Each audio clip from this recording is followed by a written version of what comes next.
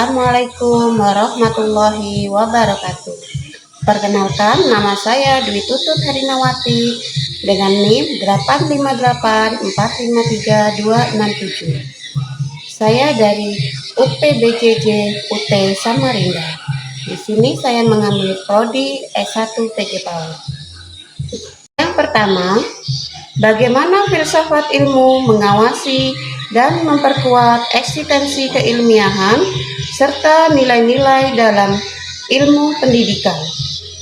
Filsafat ilmu merupakan cabang filsafat yang mempelajari dasar-dasar, prinsip, dan nilai-nilai ilmu pengetahuan.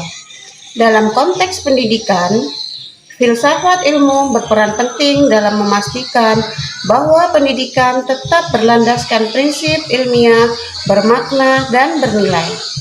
Filsafat ilmu membantu memahami konsep-konsep seperti apa yang benar atau aksiologi, bagaimana kita mengetahui atau epistemologi, dan apa yang ada atau ontologi. Dengan mempertanyakan asal-usul itu, nilai-nilai pendidikan, filsafat ilmu memastikan bahwa praktik pendidikan tetap relevan, bermakna, dan berlandaskan akan keilmuan. 2. Bagaimana pendidikan yang bermakna dan bernilai turut memperkuat perkembangan filsafat ilmu. Pendidikan bermakna tidak hanya memberikan pengetahuan, tetapi juga membangun pemahaman tentang nilai-nilai, tujuan, dan makna hidup. Dalam proses belajar, siswa dan guru terus mempertanyakan makna pendidikan, tujuan pendidikan, dan nilai-nilai yang diharapkan dari pendidikan tersebut. Proses ini memicu pertanyaan-pertanyaan filosofis yang menjadi dasar perkembangan filsafat ilmu. Dengan demikian, pendidikan yang bermakna dan bernilai menjadi sumber pemikiran kritis dan reflektif yang mendorong perkembangan filsafat ilmu. Yang ketiga, mengapa filsafat ilmu dapat disebut sebagai pisau analisis dalam membedah persoalan-persoalan pendidikan. Filsafat ilmu sering disebut sebagai pisau analisis karena ia memiliki kemampuan untuk memecah dan menganalisis masalah pendidikan dari berbagai perspektif. Dengan menggunakan alat-alat seperti ontologi, mempertanyakan apa yang ada, epistemologi, mempertanyakan bagaimana kita mengetahui, serta aksiologi, mempertanyakan apa yang benar dan bermakna.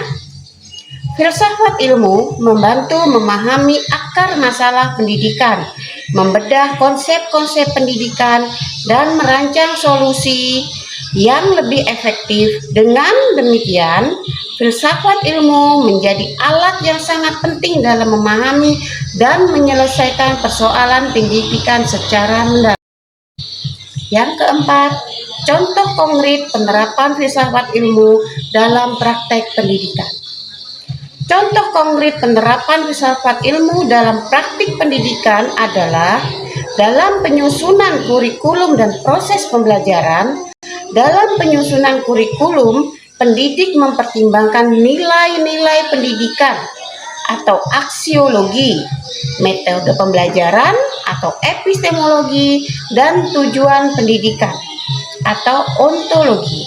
Misalnya, dalam merancang kurikulum, pendidik memastikan bahwa materi yang diajarkan tidak hanya bermanfaat, tetapi juga bermakna dan sesuai dengan nilai-nilai yang diharapkan. Selain itu, dalam proses pembelajaran, guru menggunakan pendekatan yang berlandaskan prinsip ilmiah, seperti pembelajaran elektif, pembelajaran berbasis bukti, dan pembelajaran kritis. Dengan demikian, filsafat ilmu menjadi dasar untuk merancang pendidikan yang bermakna, bermutu, dan berlandaskan prinsip ilmiah. Di sini kita dapat menarik kesimpulan bahwa filsafat ilmu memiliki peran penting dalam memastikan bahwa pendidikan tetap bermakna, bernilai, dan berlandaskan prinsip ilmiah dengan mempertanyakan asal-usul, tujuan, dan nilai-nilai pendidikan. Filsafat ilmu membantu memahami konsep-konsep dasar pendidikan seperti apa yang ada atau ontologi, bagaimana kita mengetahui atau epistemologi, dan apa yang benar atau bermakna atau aksiologi. Filsafat ilmu juga berfungsi sebagai pisau analisis yang mampu membedah masalah-masalah secara mendalam sehingga dapat diidentifikasi akar masalah dan dirancang solusi yang lebih efektif.